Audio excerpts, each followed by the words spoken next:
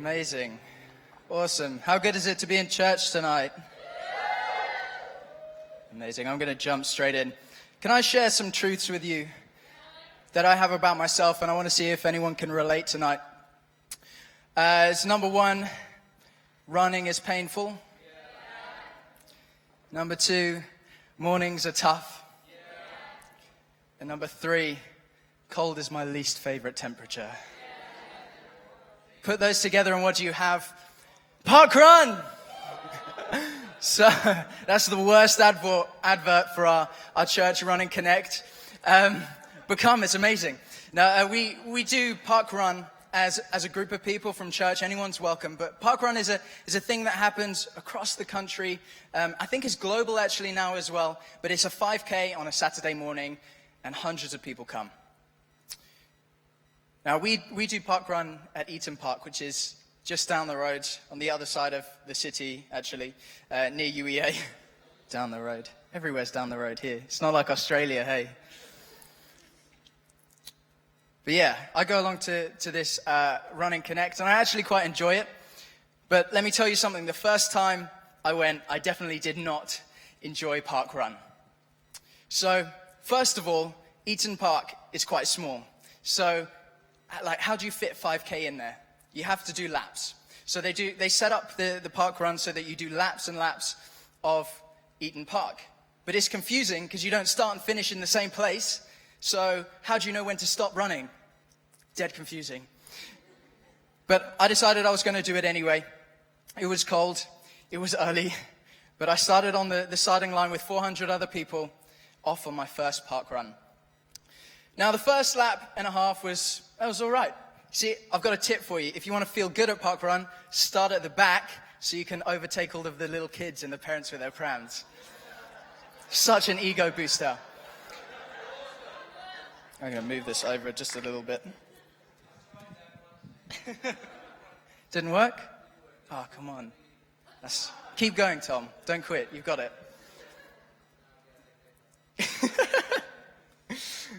Well, a lap and a half in, it was okay. I was doing okay.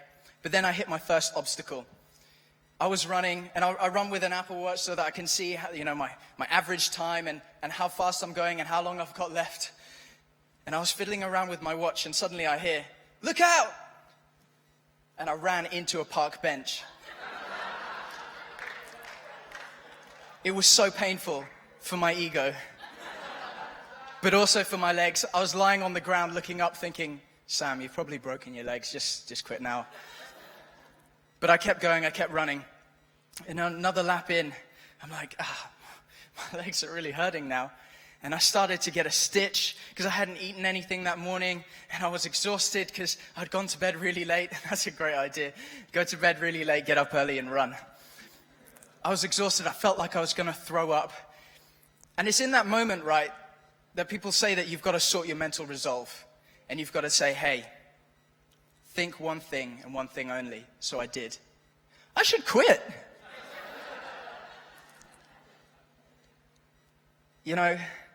I'd given it a great go, but I can't finish because the pain's too great. When life gets tough, when I experience pain, the first thing that I want to do is get as far away from that pain as possible. I want to get as far away from what is causing me pain. They say, no pain, no gain, right, Tom? But in that moment, all I was thinking was, no pain, no pain. It makes way more sense to me. I could have stopped. I could have quit right there in that moment. I'm not ready for this. I can't cope with this.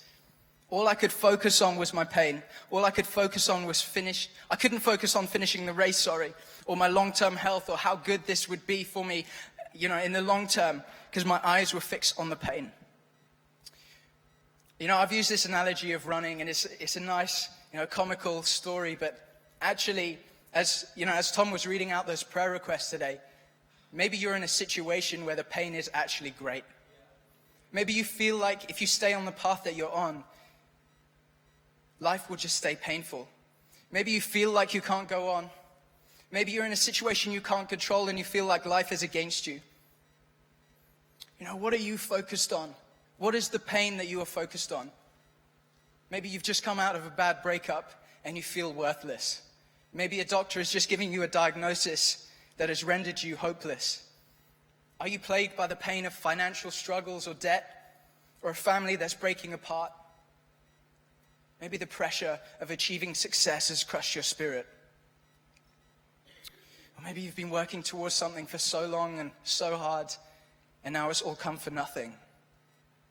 Maybe you're struggling with anxiety or depression.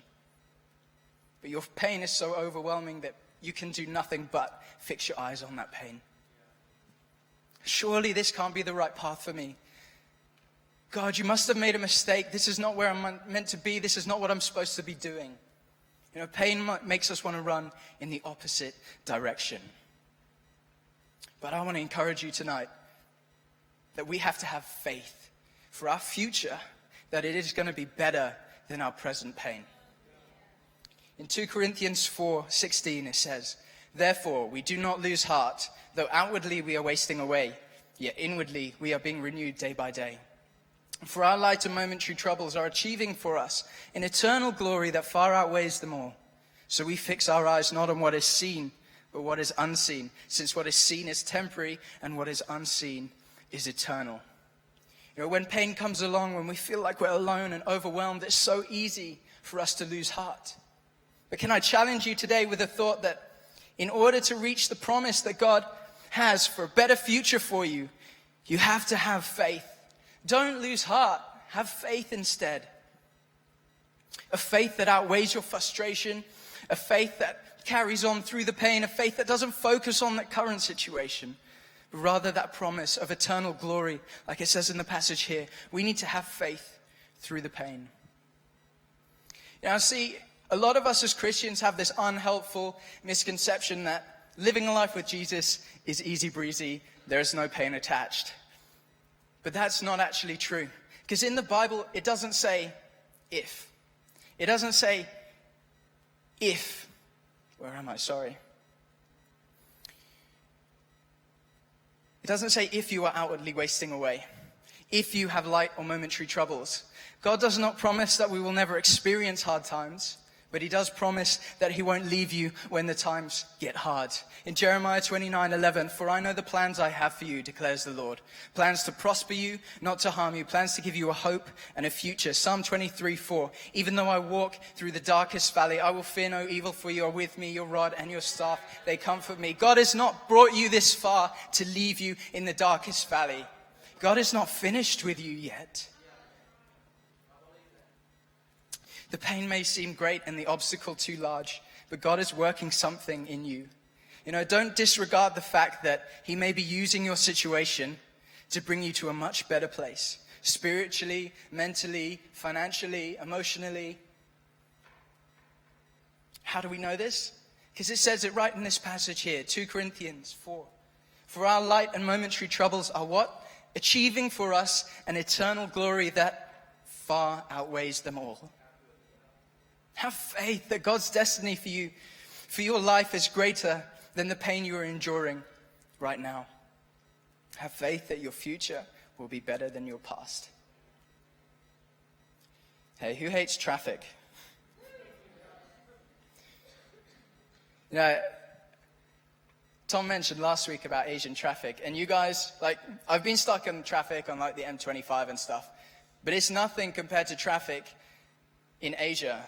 When you're stuck in a car, 35 degrees and no aircon, and you haven't moved for about 3 days. Just as, Tom, you lived in Thailand for a while with Denise, and I grew up most of my childhood actually in Asia as well. I grew up in Bali, and it's a small island, right?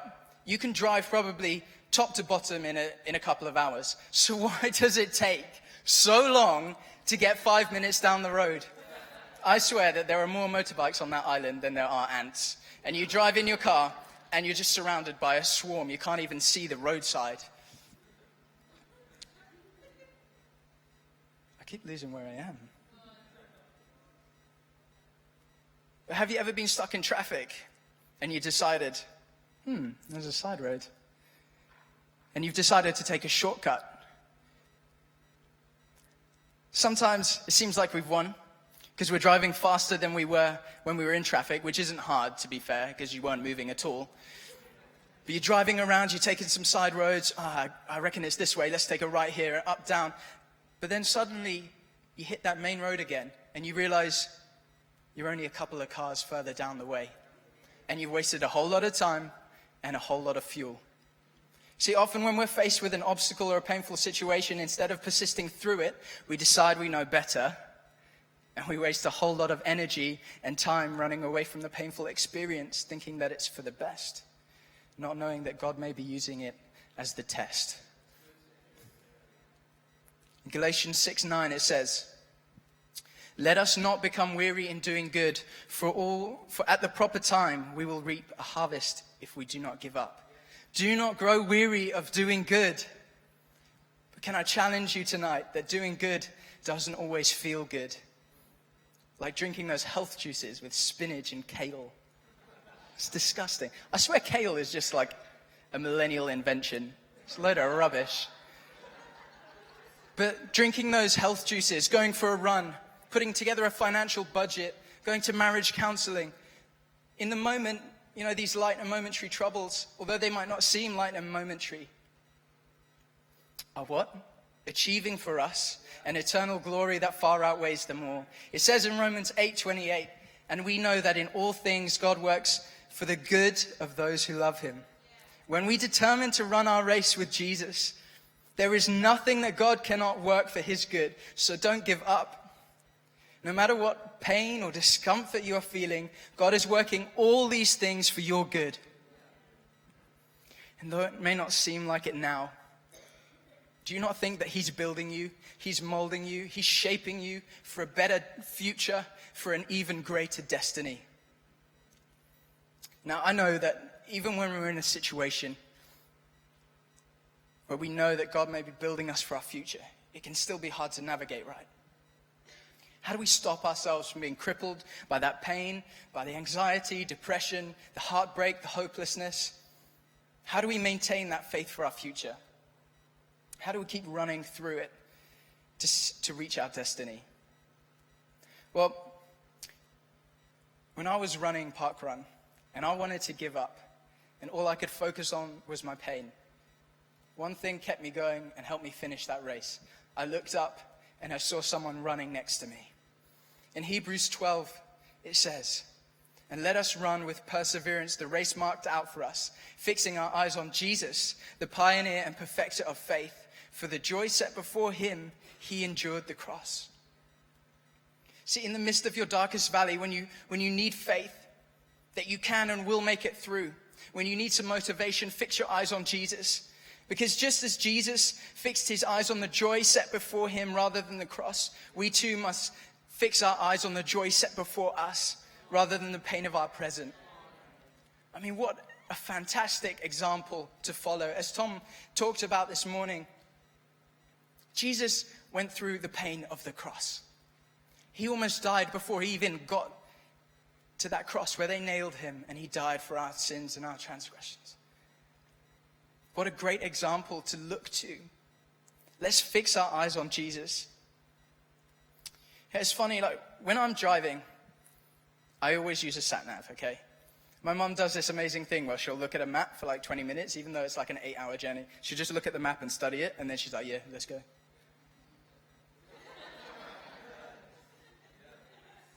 And she's like, "Oh, can you read that road sign? Does it say the A? I'm like, "Yeah, cool, it's this one." "How do you know that?" I can't do that, so I need a sat nav, right? And most sat navs, they give you really cool features, right? So when you type in your destination, you can see the whole path, you can see where it goes, which roads it takes you on and all that. It's called the overview, right? So you can see the overview of your journey. And then once you're in the journey, once you're driving, it tells you which roads to take, right? So it goes left, take a left here, take a right here, make a legal U-turn. It's amazing. I don't have to, rely on my memory. Don't know how you do it, Mum, if you're listening. The thing is, right, sometimes when you're on the journey, you come across traffic or a roadblock or roadworks or an accident, and your sat-nav does what? It reroutes you. Now, the thing is, once you're in the journey, you can no longer see the overview. You can only see the next turn. But I tell you what, someone can see the overview. God can see the overview of your journey. We've got to fix our eyes on Jesus, knowing that he knows the path set before you. He knows every turn, left or right. He knows every pothole, every roadblock, every accident ahead. He knows what they're going to be. So fix your eyes on Jesus, because only he is able to help you run your race and see you reach the destination that he has planned for you. And I know in our heads it's easy to say, yes, Jesus, I'll follow you. Let's go. I got you. I'll listen to you. Come on, let's go, my G. But when it comes to it, are we trying to take our own shortcuts? Fixing our eyes on Jesus requires determination from the offset. There are so many things in this world that are going to try and steal your gaze. There are things that are going to pop up on the side of the road and try and distract you and try and hold you back. What you determine to set your eyes on will determine your future. I'm going to say that again. What you determine to set your eyes on will determine your future. So what are you going to set your eyes on? Your hurt, your debt, your relationships, your friendships, your success? You must determine to fix your eyes on Jesus no matter what is going on in your life. You won't want to. You're going to want to quit, but don't. Fix your eyes on Jesus and have faith that he is guiding you on the right path. And if you feel like your faith is wavering, remember that he is the author of faith. And if you need some more faith, he can just write you some more. And in the midst of your pain, in the midst of your struggle, whatever you're going through, fix your eyes on Jesus. Now, it sounds a little bit weird, this phrase, fix your eyes on Jesus. What do I mean? I don't mean fix your eyes on a crucifix. I don't mean stare at a painting of Jesus in a museum. Fixing your eyes on Jesus is a determination to allow him to work in and through you, no matter what the situation. Fixing your eyes on Jesus is a determination to allow him to work in and through you, no matter what your situation. Fixing your eyes on Jesus feeds your faith. Are you going to allow God to maintain and feed your faith? You know, when you're going through a hard time, you need faith. Faith that this can't be it. You know, faith that you're not going to be stuck in this situation. Faith that your future is better. Now, faith for our future is fed by God's superfoods. I saw this video on Facebook, on Instagram. There's this guy, basically, he's a chef, and his job is to feed the Manchester City football players. Manchester City is probably one of the best clubs in the world right now, so these athletes, these footballers, are at the top of their profession, the best of the best. Now, his job is to obviously take into account what they do and don't like, because they're divas. But also he has to restore them to their prime physical fitness and prepare them for upcoming games. He has to ensure that they have the right nutrients they need to allow them to recover and perform at the highest levels. So he feeds them superfoods, right, to help them recover. He gives them the right meals before big games so that their bodies are at their peak so that they can kick a football.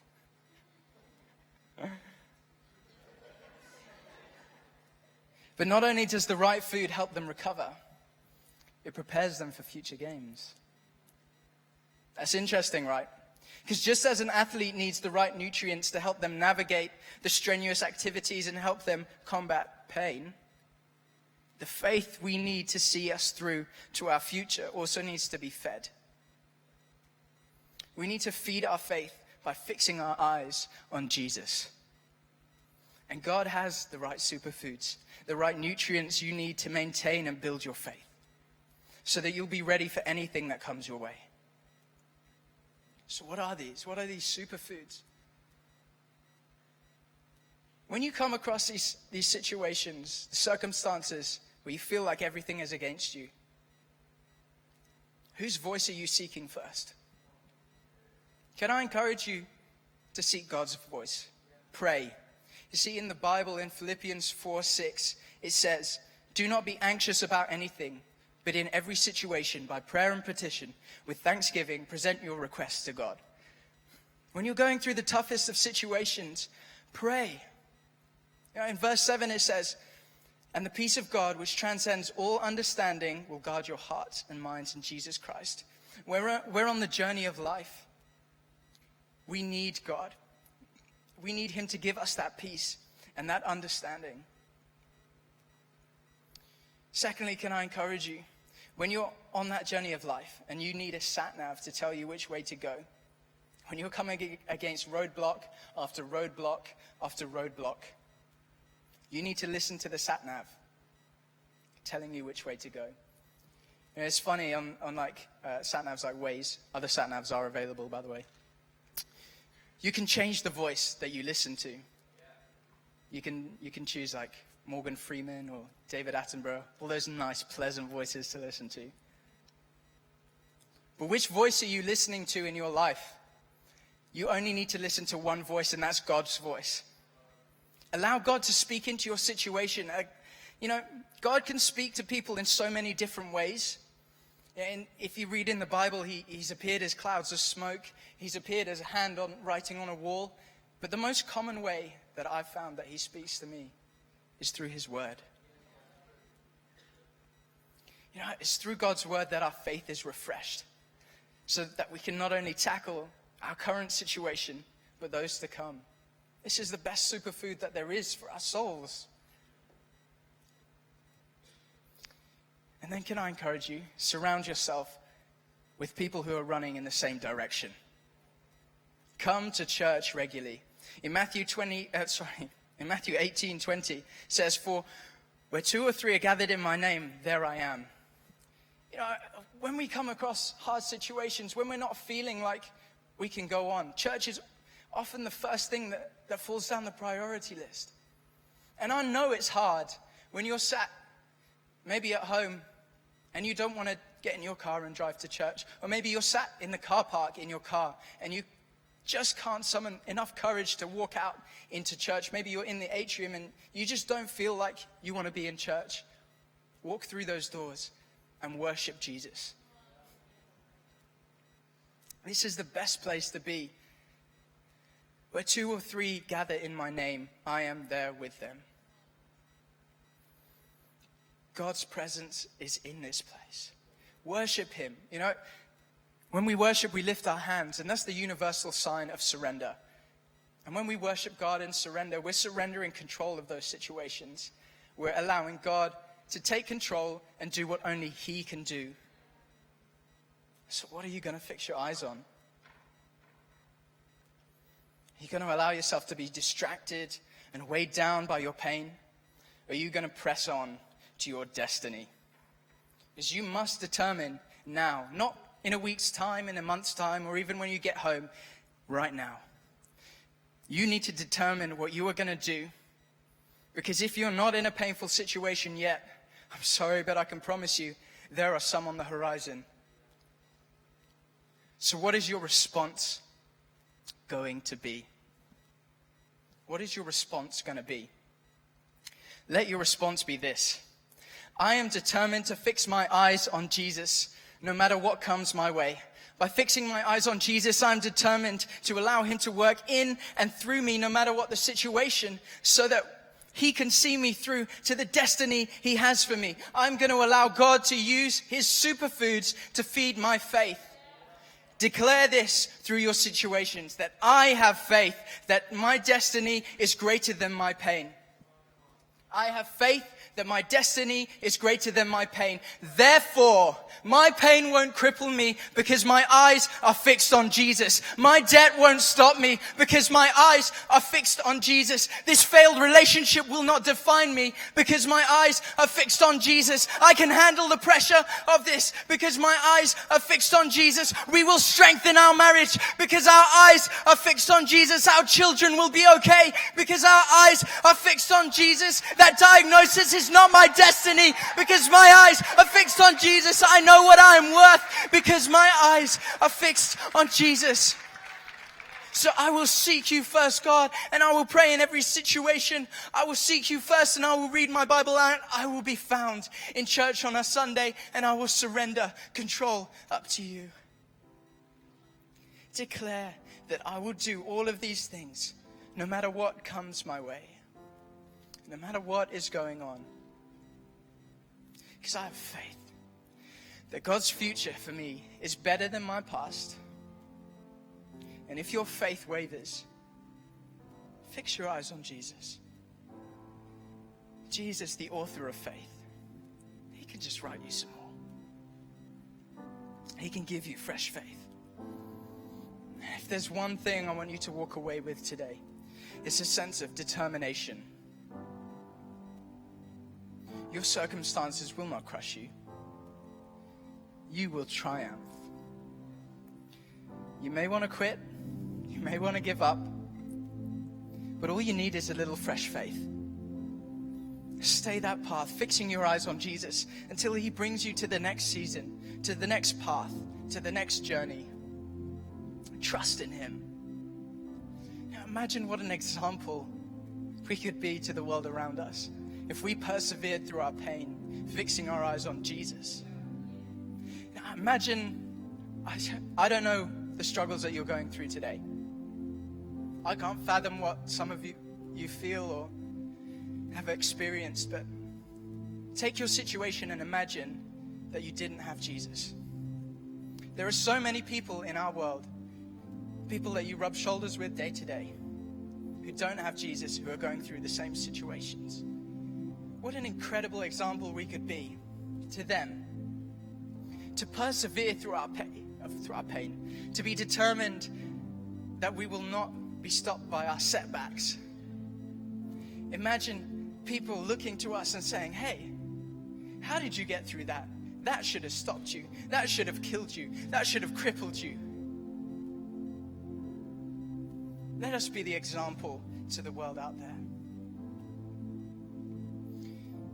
Because people will see something different in you. And they might just see Jesus. Hey, can I leave you with this?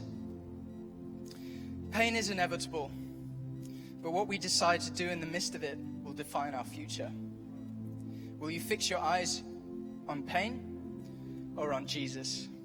Because only one of those will bring you through to your destiny. Thank you.